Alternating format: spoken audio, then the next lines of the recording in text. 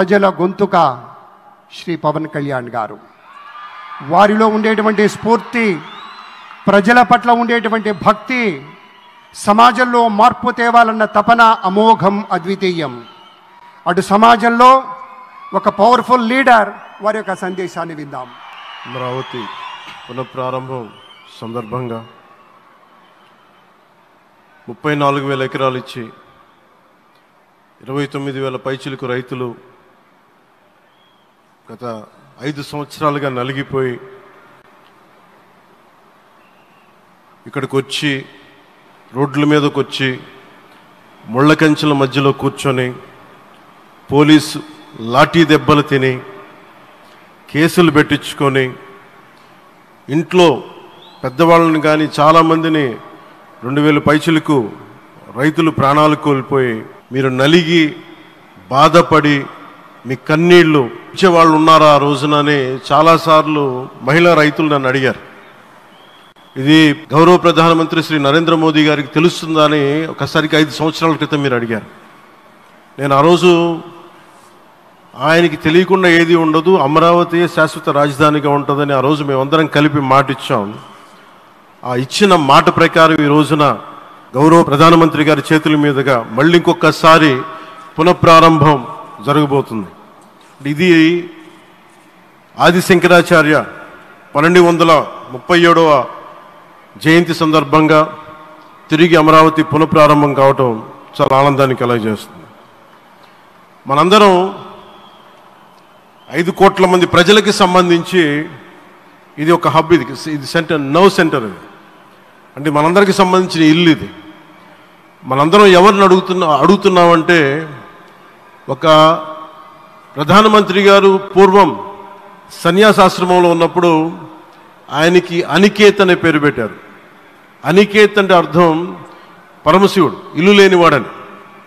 అలాంటి ఇల్లు లేనివాడు, కుటుంబం లేనివాడు 5 కోట్ల మంది కుటుంబాలకు, 5 కోట్ల మంది ప్రజల కోసం, ఎన్ని కోట్ల కుటుంబాల కోసం మనందరికీ రాజధానిలో ఒక నగరం నిర్మించడానికి, ఇల్లు నిర్మించుకోవడానికి ఇల్లు లేకుండా 140 కోట్ల మంది ప్రజల బాధ్యత తీసుకొని కశ్మీర్ నుంచి కన్యాకుమారి వరకు, అక్కడ కామాఖ్య నుంచి ద్వారకా వరకు ప్రపంచమే, మన దేశమే తన కుటుంబంగా చేసుకుంటూ ఈ భారతదేశమే తన ఇల్లుగా చేసుకొని తిరిగి పునఃప్రారంభానికి విచ్చేసిన గౌరవ ప్రధానమంత్రి శ్రీ నరేంద్ర మోదీ గారికి మనస్ఫూర్తిగా మన అందరి తరపున, ఆంధ్రప్రదేశ్ ప్రజలందరి తరపున, అమరావతి రైతాంగం తరపున, ఆడపడుచుల తరపున వారికి చేతులెత్తి హృదయపూర్వక నమస్కారాలు తెలియజేస్తున్నాను. దివిసీమ తుఫాన్ వచ్చి అందరి ఆశల్ని తుడిచిపెట్టేసినట్టు గత ప్రభుత్వం రాష్ట్రం మరియు అమరావతి భవిష్యత్తుని తుడిచిపెట్టేసింది. అమరావతి అంటే పరదాలు, సెక్షన్ 30, సెక్షన్ 144 మాత్రమే గుర్తుకొచ్చేలా పనిచేశారు. నువ్వు ధర్మం కోసం నిలబడితే ధర్మం నువ్వు నిలబడేలా చేస్తుంది అనే విధంగా ఆ రోజున అమరావతి రైతులు, రాష్ట్ర ప్రజలు ఈ ధర్మ యుద్ధంలో విజయం సాధించారు. రైతులు ఇచ్చిన 11,000 ఎకరాల భూమిని త్యాగం చేసి వారి సంకల్పం, 33,000 ఎకరాల భూమిని త్యాగం చేసి వారి సంకల్పం ఫలితంగా ఈ రోజున ఆంధ్రప్రదేశ్ రాజధాని ఆవిర్భవించింది. అమరావతి రాజధాని పనులు పునఃప్రారంభమవుతున్న ఈ శుభ సందర్భంలో ముందుగా రాజధాని నిర్మాణం కోసం స్వచ్ఛందంగా ముందుకొచ్చి తమ భూముల్ని, పొలాల్ని ప్రభుత్వానికి ఇచ్చిన అమరావతి ప్రాంత రైతులకు, మీ త్యాగానికి, గత 5 ఏళ్లుగా మీరు చేసిన పోరాటానికి శిరస్సు వంచి మీకు ధన్యవాదాలు తెలియజేస్తున్నాం. గత 5 ఏళ్లుగా రాజధాని నిర్మాణం నిలిచిపోయి రాజధాని తరలిపోతుందనే సమయంలో రోడ్ల మీదకు వచ్చి 5 కోట్ల ప్రజల తరపున రైతులు, మహిళలు, విద్యార్థులు చేసిన పోరాటం, మీరు పడిన అవమానాలు, మీపై పడిన గాయాలు ప్రతి ఒక్కటి మా మనసులో ఉంది. ఆ రోజున దివ్యాంగులను కూడా లాఠీ దెబ్బలు నా గుండెలు ఇంకా సజీవంగా ఉన్నాయి. ఆ బాధ మేము మర్చిపోలేదు, ఎవరిని మర్చిపోనివ్వలేదు. అందుకని దానికి సజీవ సాక్షి ఈ రోజున తిరిగి పునఃప్రారంభానికి గౌరవ ప్రధానమంత్రి గారు రాక, ఆ రోజున మహిళలు, విద్యార్థులు చేసిన పోరాటం, మీరు పడిన అవమానాలు, మీపై పడ్డ గాయాలు ప్రతి ఒక్కటి మనసులో ఉంది. మీ త్యాగాన్ని మేము మర్చిపోం. మీరు చేసిన త్యాగానికి జవాబుదారీగా ఉంటాం. బాధ్యతగా అమరావతి నిర్మాణం జరిగేలా సాయశక్తుల ఈ కూటమి ప్రభుత్వం కృషి చేస్తుంది. అమరావతి రైతుల త్యాగాలను హృదయపూర్వకంగా స్మరించుకుంటూ వారి ప్రతినిధులుగా ఇక్కడకు విచ్చేసిన రైతులకి నా ప్రత్యేక నమస్కారం. ఈ పోరాటంలో వారికి ప్రతినిధులుగా సన్మానం అందుకుంటున్న మహిళా రైతులు పాత్ర, ప్రత్యేకించి అమరావతి మహిళా రైతుల పాత్ర చాలా అభినందనీయం. మీరు ఎంత నలిగారు, మీరు ఎంత రోడ్ల మీదకి వచ్చారు. మగవాళ్ళు ఆపేస్తే ఆడపడుచులు బయటకు వచ్చి తిరిగి పౌరుషం చూపించారు, ఆంధ్ర పౌరుషాన్ని చూపించారు. మీరికి నా ప్రత్యేక అభినందన. వాళ్ళు చూపిన సాహసం, సహనం అందరికీ ప్రేరణగా నిలుస్తాయి. వేదిక మీద ఉన్న నా మంత్రివర్గ సహచరులకి, గౌరవ ప్రధానమంత్రి శ్రీ నరేంద్ర మోదీ గారికి, విజనరీ అయిన గౌరవ ముఖ్యమంత్రి శ్రీ నారా చంద్రబాబు నాయుడు గారికి, సోదరులు లోకేష్ గారికి, గవర్నర్ గారికి ప్రత్యేకించి నా హృదయపూర్వక నమస్కారాలు, ధన్యవాదాలు తెలియజేస్తున్నాను. అలాగే ఇతర సహచరులకు, సభకు హాజరైన వారికి, రాష్ట్ర ప్రజలకు కూడా నమస్కారాలు తెలియజేస్తున్నాను. ఇక్కడ రైతులు భూమిని మాత్రమే ఇవ్వలేదు, రాష్ట్ర భవిష్యత్తును నిర్మించే ఆశలను, విశ్వాసాన్ని ఇచ్చారు.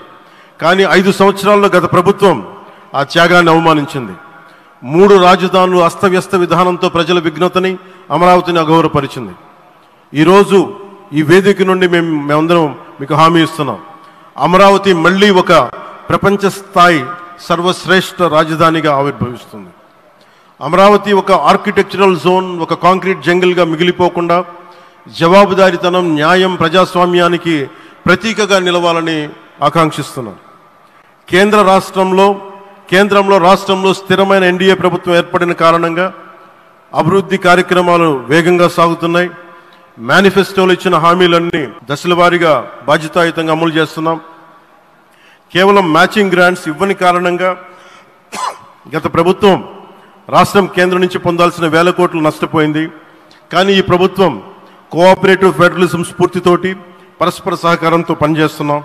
రాష్ట్రంలో రహదారులు, రైల్వే, పారిశ్రామిక రక్షణకు సంబంధించి ఈ రోజున మన అమరావతి కాకుండా రాష్ట్రంలో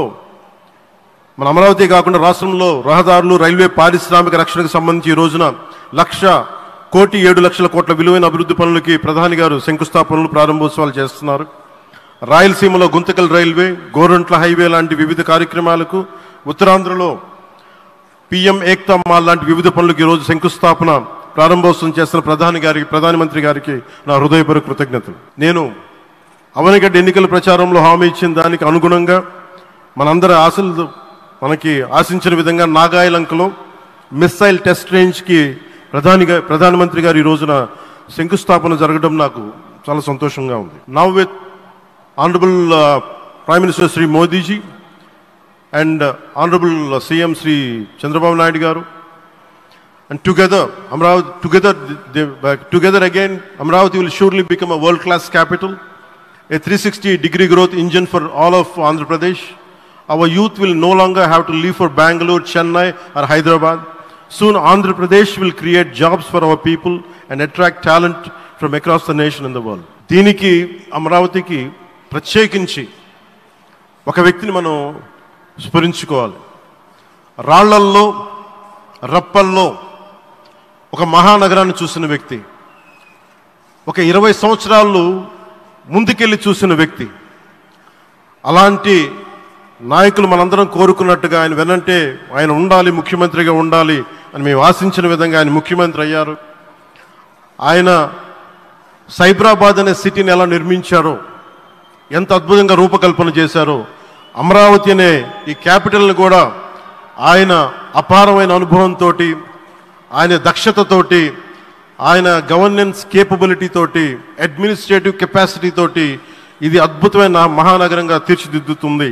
ఇది ఆంధ్రప్రదేశ్కే కాదు, భారతదేశానికి తలమానికంగా అవుతుందని మనస్ఫూర్తిగా నేను ఆశిస్తున్నాను. అలాగే ప్రత్యేకించి ఈ రోజున మనం ప్రధానమంత్రి గారిని చాలా లోతుగా మనం అర్థం చేసుకోవాలి. ఈ రోజున కశ్మీర్లో దాదాపు 28 మందిని చంపేశారు. అలాంటి క్లిష్ట సమయంలో, రాష్ట్రం, దేశం మొత్తం యుద్ధం వైపు వెళ్తున్న సమయంలో, అలాంటి కీలక సమయంలో ప్రధానమంత్రి గారు ఇక్కడికి వచ్చి లోపలంత బరువు, గుండెల్లో బరువు పెట్టుకొని వేదన ఉండి కూడా అమరావతి రైతులు చేసిన త్యాగాలను మర్చిపోకూడదని చెప్పి ఇంత ఇబ్బందుల్లో కూడా ఆయనకు వచ్చినందుకు మనస్ఫూర్తిగా ఒక్కసారి మనందరం ప్రధానమంత్రి గారికి గౌరవ సూచకంగా మనందరం కృతజ్ఞతలు తెలియజేయాలి. The Pahalgam terrorist attack has been one of the darkest days for the entire country. Even the blood was spilled in Kashmir. The blood spilled in Kashmir, it created tremors in the entire nation. And we had seen it personally, witnessed personally, the pain of the victims. For the Honorable PM Modi ji, he is leading the country through these tough times, and he assured all the citizens with stern action against the perpetrators of terrorism.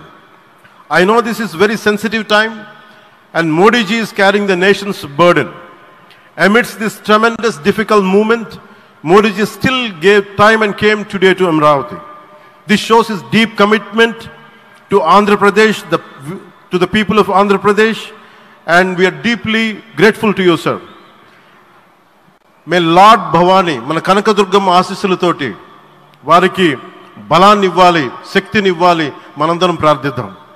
May Lord Bhavani Mata give immense strength to our Honorable Prime Minister Modi ji to lead our nation and bless Bharat, Andhra Pradesh and Amravati. Jai Bhavani, Jai Bharat and Jai Hind. మీకు గర్వకారణంగా నిలిచేటువంటి నాయకులు కొంతమంది ఉంటారు. ఆ కోవలోని వారే Shri Pawan sir వీళ్ళంతా.